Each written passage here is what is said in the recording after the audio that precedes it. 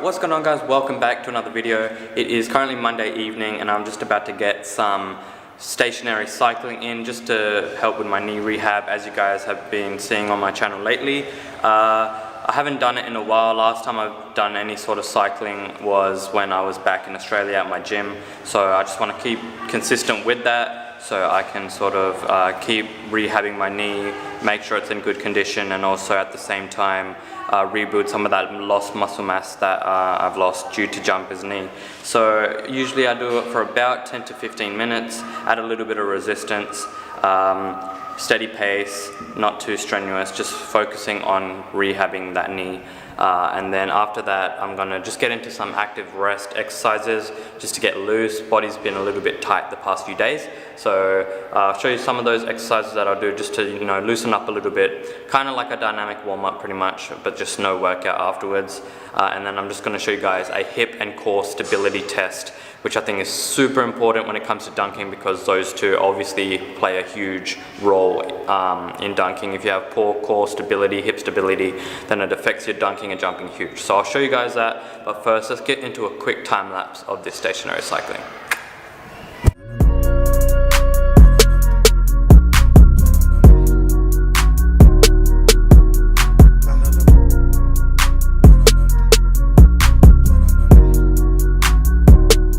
Okay guys, just finished bike, went for just under 15 minutes. Legs feel nice and warm, fired up, got a sweat going as well, pretty puffed out. And I'll show you something right now actually. Before, when I just got jumper's knee, I could not lock out my knee at all, so I could maybe go about there, and consistent rehab, everything. Easy lockout, no pain. So just stay consistent. I know knee injuries can be annoying. When I first got it, it was really frustrating, couldn't jump at all. It took months, the process to just jump without knee pain. Getting there now, even now I still get pain, but it's definitely decreased, and I owe it all to just being consistent with your stretching, warming up properly, doing technique properly in the gym and when you're jumping, everything like that, consistent icing, rehab, things like that. So stay consistent with it and you definitely will see results. So now we're going to get onto a sort of a few active rest exercises which I like to do just to get my body moving and just to loosen up rather than being really stiff. So I'll show you guys that, and then I'll show you the hip and core stability. Alright guys, so I'm going to take you through this active rest real quick. So don't really think of it as a workout, think of it more as just some sort of movement to get your body loose rather than just being sedentary. I typically do this on a rest day if I'm not feeling the best, if I'm feeling a little bit tight from my previous workout. It doesn't really have to be this. This is these exercises have just worked for me in terms of activating my muscles and things like that, but you can just do other things like going to a park, getting some jogging and things like that. But anyway, the first exercise is just a single leg squat, really trying to control the eccentric, meaning on the way down rather than just losing control, and then on the way up go up as explosive as possible. I like to do 2 sets of 8 each leg, as you can see here, trying to keep the ball out in front of me. And then for the third set, which is now, I go down with 1 as usual, but come back up with 2 feet. So it's taking the concentric out and just focusing on the eccentric, which is the way down. So this way it takes a little bit more stress off the knee joint, and I'm able to be a little bit more focused on being balanced, whereas the previous single leg ones really test my ankle stability. Now this exercise is just some banded pull aparts. I like to do about 15 to 20 in about 2 sets, and then I like to go superset it straight away with this sort of overhead band thingy. I really feel like this just loosens up my shoulders. If I have tight traps, it helps with that as well. Even my arms a little bit, just helps loosen that sort of upper body region, and helps that feel a bit more loose, and that can get tight usually from bench pressing or just doing any type of strenuous upper body movements, even jumping sometimes. So I really like to include this. Then I just did the sort of med ball throws with the basketball though. Didn't have access to a med ball. You can do it with a med ball if you have access to one. This I feel really just sort of activates and loosens my core, specifically my obliques. my arms as well. I like to do about 2 sets of 10 to 12 each side, making sure I'm really focusing on keeping my lower body still, not really rotating my feet, and focus more on rotating my core than I am to rotate my lower body. So I really feel this after a few sets, and if you do it correctly, you should feel your core a little bit loosened up. Next exercise is just 2 sets of 15 of the ceiling touches, not full intensity, just to get some movement in, build a little bit of muscle memory. That's about it.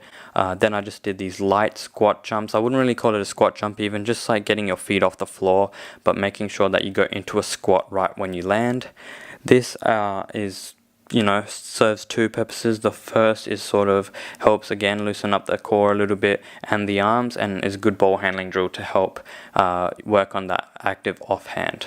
Now this is the hip stability and core stability test.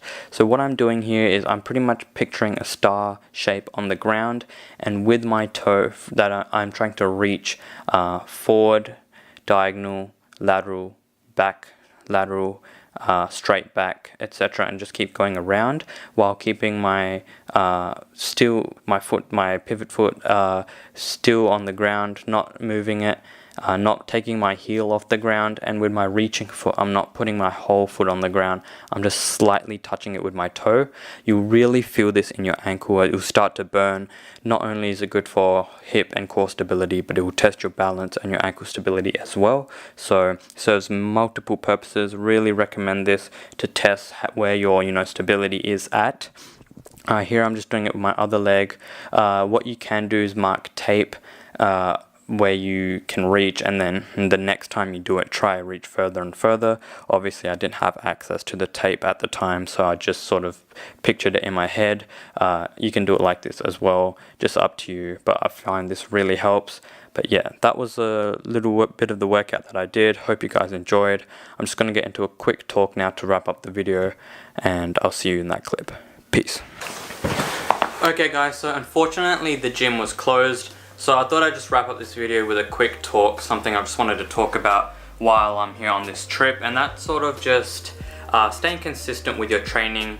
And what I mean by that is when certain situations come up like this, you might not be able to stick to your routine that you're comfortable with. For example, for me, going to the gym, hitting weight room workouts on specific days, doing specific workouts, and I think it's really important to sort of expand your training and your knowledge and your training styles beyond just one, especially in these situations, because you're not always going to be able to do that one type of training. So for me personally, I haven't been able to get to the gym, and I could just do no workouts at all, but instead I think it's better that I find different ways to train. So I've just been doing body weight workouts, anything that I can do just to keep fit and just keep up with, keep my prep going for this series. So I think that's really important. If you may be going on holiday, or you're going somewhere where you're just out of your comfort zone, you're not in your your local gym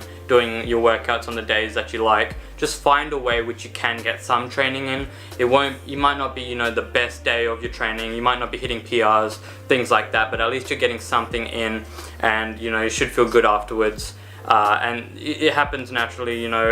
We all will at some point have our routine sort of interrupted by something, but as long as we're just trying our best to stay consistent, and that's the main thing. And I know I haven't been delivering as much gym workouts as I usually do, so I apologize. I'm not really in the best position to deliver the best content, so I do apologize, but in saying that, I am doing my absolute best to give content. So in I think about 1.5 weeks I'll be back in Australia anyway, and then lots of dunk footage and things like that coming. But yeah, that's pretty much what I wanted to talk about. Just expand your training, try to adapt to whatever situation you're in, and that way you'll be able to increase your knowledge as well by introducing new styles of training. For example, if you can only do a body weight workout and you don't have access to a gym, then you can get more experience doing those body weight workouts, and then next time you have to do one, then you know what you're doing. So that's all I wanted to say. I'm going to wrap up this video here. Thank you so much for watching. If you haven't subscribed yet, smash that subscribe button. 2 to 3 uploads a week. Like the video if you liked it, and I'll see you guys in the next video. Peace.